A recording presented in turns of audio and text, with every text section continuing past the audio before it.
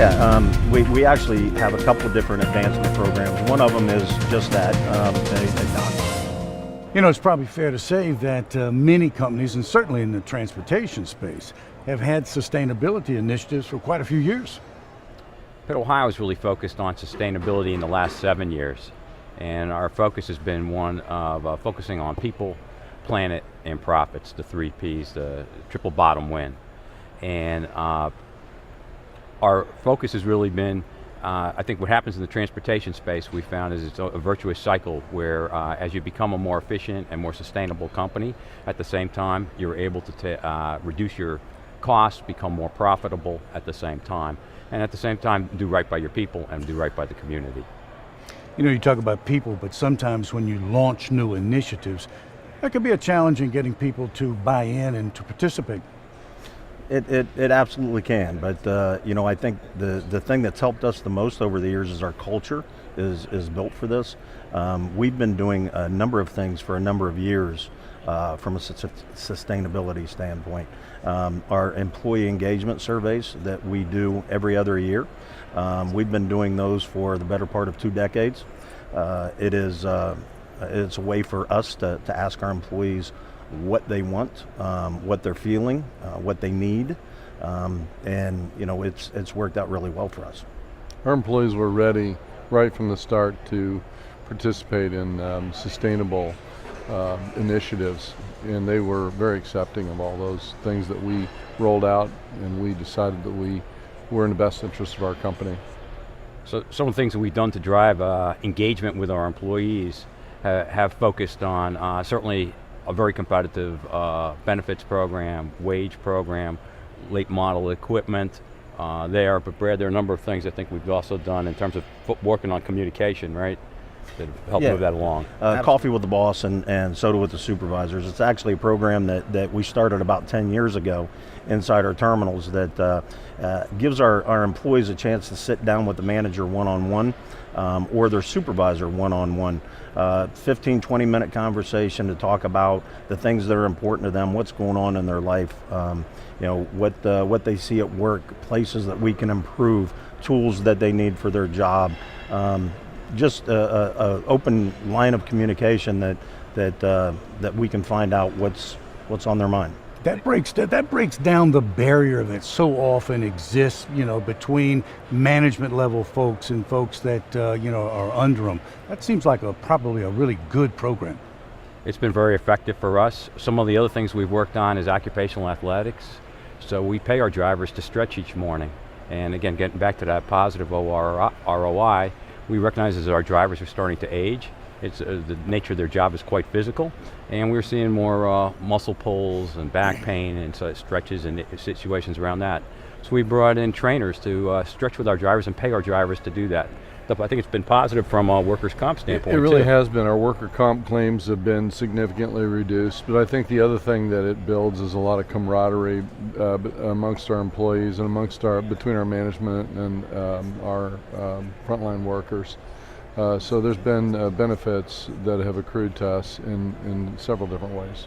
Yeah, you actually hear that from our employees a lot. It's one of those things when our drivers used to come in the morning, they would grab their run for the day and out the door they would go, and there wasn't a chance for them to sit down and actually interact with their coworkers. And this gives them, you know, usually it's 12-15 minutes in the morning that they stretch, and yeah, there's a lot of laughing and carrying on, but it's very serious from the standpoint that they do stretch and they do get ready in the morning. But as Jim alluded to, it was a chance for us to reduce our strains and sprains, which were our most common injury at one point, and now I don't believe they're our most common injury anymore. It's really alleviated most of those concerns.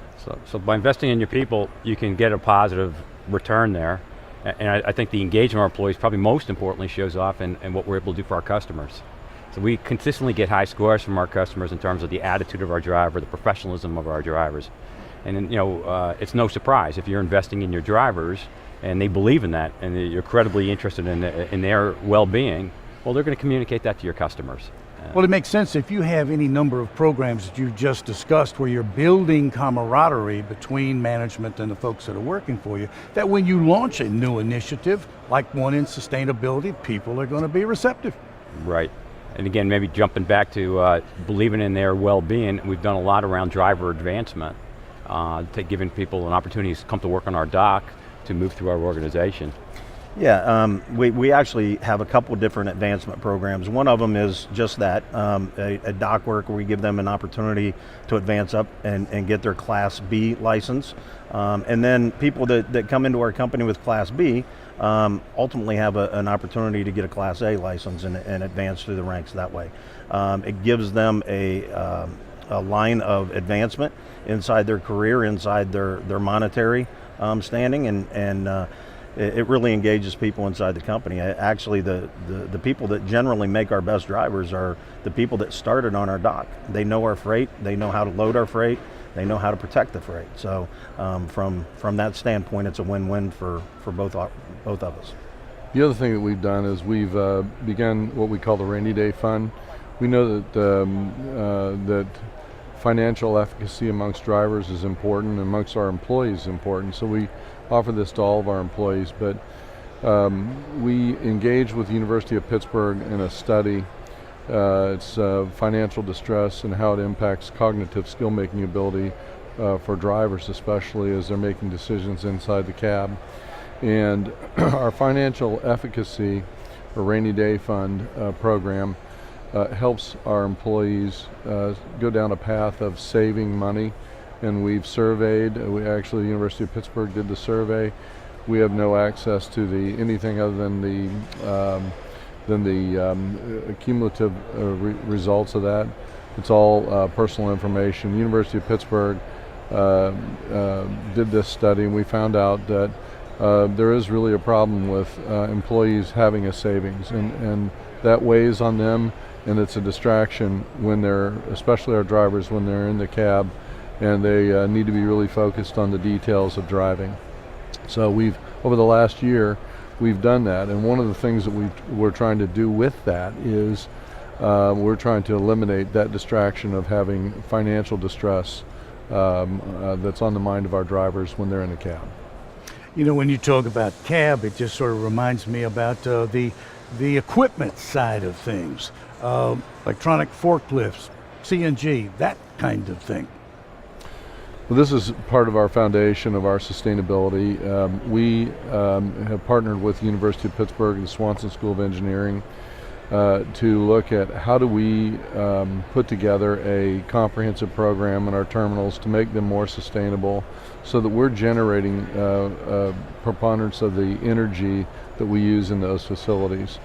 And we've used, one of the things that I think we all would say is that sometimes being in the right place at the right time is important. And one of the things that I can say about Pittsburgh is Pittsburgh has a wealth of knowledge and a wealth of experience with the universities and with other suppliers that are affiliated with universities, that have worked with universities.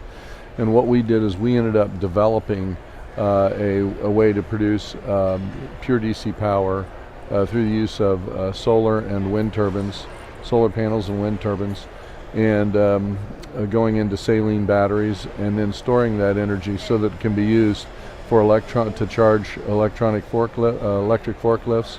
And we have our eyes set on further electric vehicles as they're developed in the industry. But we also embarked down a path of using CNG equipment, compressed natural gas. So we're going down a path that even takes us more into a sustainable environment. So looking at the big picture, we've been very focused on measuring our carbon emissions annually. We've been doing that for the past 4 years. And when we look at it, not too surprising, we're a trucking company. 92% of our emissions come from our fleet. The 8% Jim's referencing there was more coming out of our terminal facilities and all the things we've done to retrofit and reduce the carbon footprint at the buildings. But there's been a lot of work we've done in terms of driver scorecards, making them aware of their MPG performance to work on that 92%. Yeah, actually, our terminals post every day the results of our driver scorecard, how they did in SSI, their shifting, their speed, and their idle for the day. And we actually measure our drivers against each other. Actually, they're measured more against themselves because trucks do have different idiosyncrasies that go along with that truck. So they're looking at themselves. They have a baseline of what they expect in that unit every day, and they're measuring themselves every day to where they score. Getting back to the virtuous circle, as you reduce your carbon emissions, you're reducing your waste. At the same time, you're reducing your cost, and it's impactful to the bottom line as well. So it makes us a more efficient and more productive company as we become more sustainable. These benefits that we're talking about are something that extend well beyond just internal stakeholders, because customers themselves are demanding this kind of thing from companies now. Right. So candidly, when we first got into our sustainability initiative, we found that probably less than 5% of our customers were really fully engaged with sustainability, especially in talking to their vendors. Maybe they were looking inside their company and looking to improve their processes, but they weren't prepared to engage with their vendors. Today, I would say 1 out of 4 of our customers is now starting to look at what's happening and how are their vendors becoming more sustainable as well. There's another benefit to that though, Jeff. I mean, externally, as we look at recruiting younger people that are coming out of colleges and people that are out working for other companies, I think there's a clear advantage to distinguishing us as the best-in-class employer when we are moving down this path of sustainability and making this a part of the foundation of our company. It's absolutely one of the things that we're hearing as we're out there recruiting.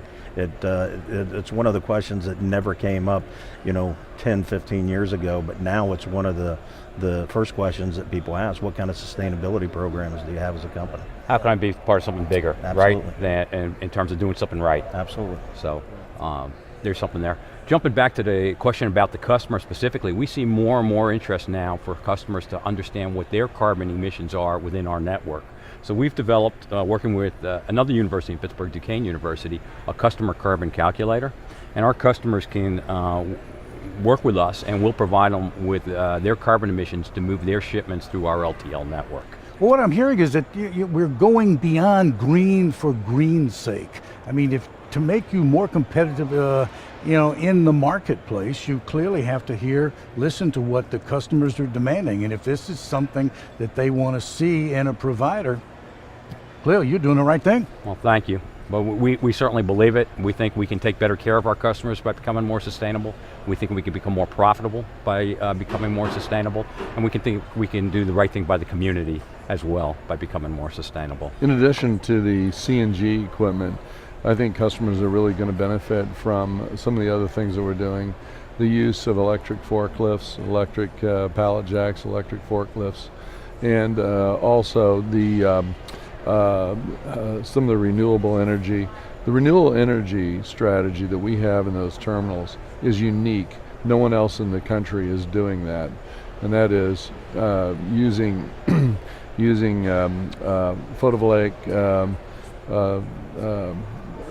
pure DC power, and using wind turbines in combination to generate preponderance of the electricity that we use there. So that's one of the things that that customers definitely will benefit from.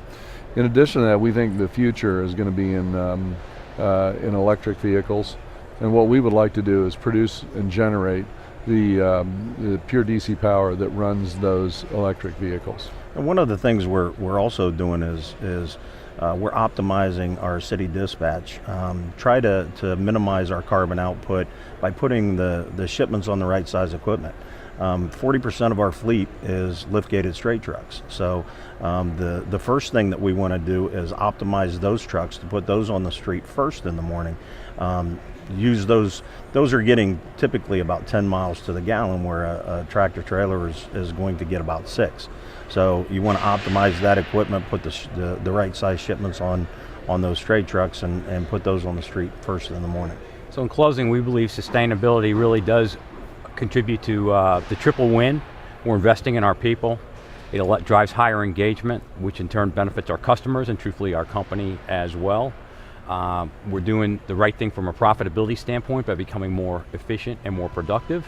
And there certainly is a byproduct as we become a more sustainable company, we're reducing our carbon emissions, and we're doing right by the communities we live and operate in. Well, it's the right kind of partnership, clearly, between you and your customers together. Going green, making green.